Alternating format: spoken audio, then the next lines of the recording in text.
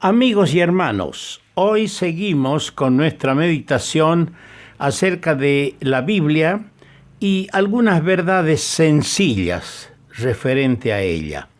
Ayer hemos visto dos puntos importantes: lo que la Biblia es en sí y lo que la Biblia hace. Hoy vamos a ver nuestro tercer pensamiento: lo que debemos hacer con la Biblia. Sabemos que miles de personas, presionadas por la religión imperante en el tiempo del oscurantismo, quemaban, amontonaban las Biblias y las incendiaban, las incineraban, en un acto de repudio a la palabra de Dios. El Dios de este siglo, Satanás, ha enceguecido a los seres humanos para que no les resplandezca la lumbre del Evangelio de la gloria de Jesucristo.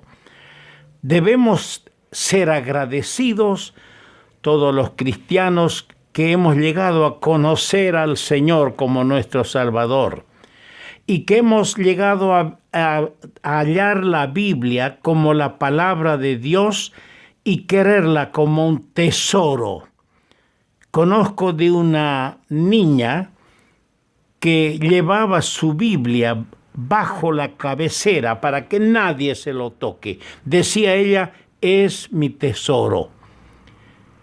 Y yo aprendí de esa niña que realmente la Biblia, la palabra de Dios, las sagradas escrituras son el más grande y valioso tesoro que Dios nos ha legado.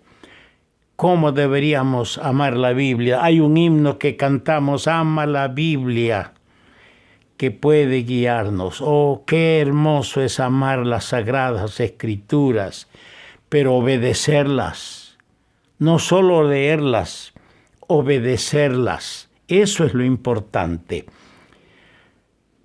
Es el deber de todos, pero especialmente de los creyentes, leerla, estudiarla, obedecerla y propagarla. Hoy, como dije, vamos a ver lo que debemos hacer con la Biblia. Para ello vamos a leer el Salmo 119. El Salmo 119, el versículo 11. En mi corazón he guardado tus dichos para no pecar contra ti. Estamos hablando lo que debemos hacer con la Biblia. En mi corazón he guardado tus dichos para no pecar contra ti. Y nos vamos al Nuevo Testamento, al libro de los Hechos de los Apóstoles, y leemos allá el capítulo 17, algo interesante. El predicador, el siervo de Dios, el apóstol Pablo, expulsado de Tesalónica, donde iba lo expulsaban, lo encarcelaban, lo azotaban por predicar el Evangelio. Pero llegó a un pueblo que se llama Berea, capítulo 17 de los Hechos, y leamos el versículo 11. Y estos, los de Berea, eran más nobles que los que estaban en Tesalónica, pues recibieron la palabra con toda solicitud, escudriñando cada día las Escrituras para ver si estas cosas eran así. Los bereanos, los de Berea, escudriñaban las Escrituras, trataban de ver si todo lo que se predica es así. Por eso dije, todos los que somos del Señor debemos leerla, la Biblia, estudiarla, obedecerla y difundirla. El apóstol Pablo escribió al joven Timoteo estas palabras: procura con diligencia presentarte a Dios, aprobado, como obrero que no tiene de qué avergonzarse, que usa bien la palabra de verdad. Qué consejo más hermoso. El estudio detenido de este libro, la Biblia, es el ejercicio más alto y sublime que pueda ocupar la mente humana. Se debe leer las Sagradas Escrituras, la Biblia, pausadamente, frecuentemente y con oración. Ahí está el mejor abono para entender, es la oración, la súplica a Dios que nos dé el discernimiento, el entendimiento, la sabiduría necesaria para entender la palabra de Dios que leemos. Se debe procurar que la palabra de Cristo, como decía el apóstol Pablo a los colosenses, la palabra de Cristo more en abundancia en vosotros. La Biblia implica la más grande responsabilidad, recompensa la más grande labor y condena a todos los que tratan sin seriedad su contenido sagrado. Sí, van a dar cuenta. El Señor ha dicho, el que rechaza mis palabras tiene quien le juzgue. La palabra que yo he hablado, ella le juzgará en el día postrero. Por eso se la debe leer para ser salvo, leerla para ser sabio, quiero decir. Debe creerla para ser salvo y practicarla para ser santo. La Biblia, como alguien ha dicho, es una mina de riquezas, pero solamente por el trabajo podemos sacarlas a la luz. El apóstol escribía a Timoteo en otra ocasión, ocúpate en la lectura. Es el mejor consejo que un apóstol puede dar a un joven cristiano o un hermano mayor a un joven creyente. Un requisito indispensable de un estudiante de la divina palabra es un deseo de conocer la voluntad de Dios para poderla cumplir. La Biblia revela la voluntad de Dios y apela a la voluntad nuestra. La Biblia fue escrita para ser obedecida. Por eso la primera cualidad que se requiere en el lector no es que sea erudito, no se necesita erudición.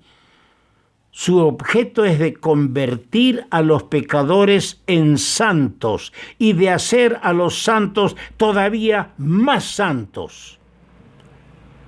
Los que están en comunión con el autor de la Biblia recibirán grande galardón por cada esfuerzo que hacen para enterarse de su contenido, sin duda alguna. Cuanto más aprenden, más quieren aprender. Dios aumenta la capacidad de recibir su verdad a la medida que siguen estudiando diligentemente su palabra. A estos estudiosos Dios les ha concedido y les va a conceder saber los misterios del reino de los cielos. Porque a cualquiera que tiene se le dará y tendrá más. Pero al que no tiene, aún lo que tiene le será quitado. Dijo el Señor en Mateo el capítulo 13, versículo 12, al explicar la parábola del sembrador. Pero debemos tener en cuenta que el pecado pronto aparta de la Biblia, o más bien al que lee la Biblia. ¿Sí? Esto es una gran verdad. El pecado aparta de la Biblia al que la Biblia no logra apartar del pecado. Hemos leído, en mi corazón he guardado tus dichos para no pecar contra ti. Es decir, hemos guardado la palabra para no pecar contra ti. Es el mejor lugar para el mejor fin, el corazón. La ignorancia de la palabra, es decir, de la palabra de Dios, es una tragedia para el que no es salvo, tanto como una vergüenza el ignorar las Escrituras para el que sí es salvo. Dice el Salmo 119, el versículo 2, bienaventurados los que guardan sus testimonios y con todo el corazón le buscan. En mi experiencia, y en estos largos años de andar en el campo y las ciudades, por las casas, sembrando la palabra de Dios, me he enfrentado a largas discusiones a veces y he hallado por lo menos 3 clases o tipos de lectores de la Biblia. He hablado con maestros, profesores, profesionales, obreros, campesinos, y rescatando de esas conversaciones he hallado 3 clases de tipos o de gentes. Primero, los que leen la Biblia para encontrar en ella lo que no dice, para confrontarlo con la ciencia o la metafísica y así decir está falsa la Biblia, porque no hallan lo que ellos quieren hallar o lo que la Biblia no dice. La Biblia no ha sido escrita para decir lo que nosotros queremos que diga. En segundo lugar, los que leen, he hallado esta clase de gente, los que leen para quitar de ella lo que sí dice. Y eso que dice les afecta y los hiere, creando estos doctrinas nefastas de horizontes ridículos y fatales para el alma. Oh, cuántos grupos religiosos andan puerta por puerta. Leen la Biblia, pero ellos quieren quitar lo que está escrito para acomodar sus doctrinas fatales y crueles que desvían a las almas de la situación eterna. Y en tercer lugar, los que la leen.